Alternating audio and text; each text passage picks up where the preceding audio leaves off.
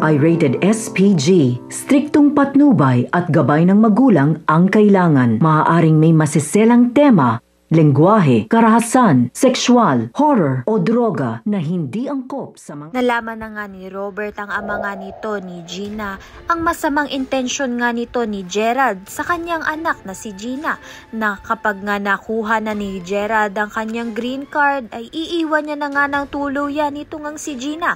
Kaya naman nga't upang ipagtanggol ni Robert ang kanyang anak ay sinugod nga nila itong si Gerald, kasama nga ni Robert ang kanyang asawa na si Minda. Ngunit dahil nga sa galit ni Robert ay mahihimatay nga itong si Minda at dito na nga magsisimula ang malubhan niyang sakit.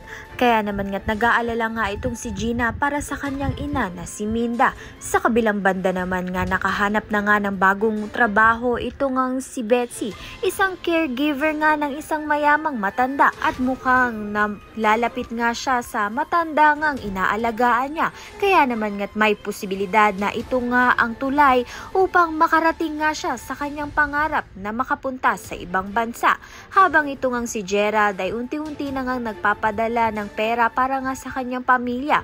Ngunit ito ngang si Betsy ang kumukuha nito at ginagamit niya ngang pang-inom at panlibre sa mga barkada niya.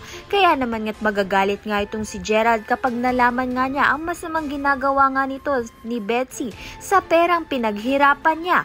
Kaya naman nga't yan at iba pa ang dapat nating pakaabangan. Maraming salamat sa iyong panonood.